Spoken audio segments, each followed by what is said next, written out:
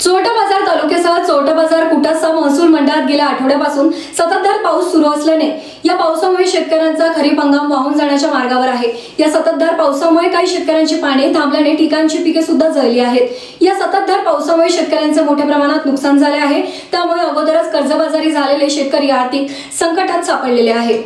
तालुक्यासह चोरटा बाजार कुटासा महसूल मंडळ यांनी ओला दुष्काळ जाहीर करावा अशी मागणी रयत शेतकरी संघटनेचे प्रदेशाध्यक्ष विदर्भ युवा पुनारजी खोडगे यांनी शेतकऱ्यांच्या बांधावर जाऊन आक्रमक होऊन मागणी केली आहे व शेतकऱ्यांना हेक्टरी 50,000 रुपयाची मदत शासनाने जाहीर करावी अशी मागणी केली आहे। यावेळी शेतकरी बांधव उपस्थित होते। पुनारजी खोडगे अकोट तालुक्यातील चोरटा बाजार महसूल मंडळातील धामणा बुद्रुक या शेतशिवारामध्ये सध्या मी आहे। या ठिकाणी गेल्या 15 दिवसापासून चालू असलेल्या पावसामुळे शेतकऱ्याचे खूप मोठ्या प्रमाणात नुकसान झालेले आहे। शेतकऱ्याचे पिके पूर्णपणे पाण्यामध्ये गेलेले आहेत। काही पिके हे सडलेले आहेत, आता नादुरुस्त झालेले आहेत। गेल्या 15 दिवसापासून हा पाऊस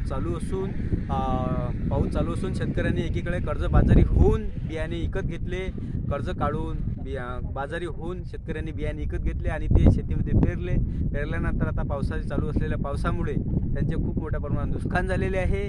तरी माझी रयत शेतकरी संघटनेची अशी मागणी आहे की चोरटा बाजार आणि कुटासा महसूल मंडळ हे ओला दुष्काळ म्हणून जाहीर करावे आणि शेतकऱ्याला हेक्टरी 50,000 रुपयाची मदत हे शासनाने जाहीर करावी अशी मागणी आम्ही रयत शेतकरी संघटनेच्या वतीने करीत आहे। आता मी सध्या शेतकऱ्याच्या बांधावर आहे, शेतकऱ्याच्या बांधावरून मी अशी मागणी करीत आहे।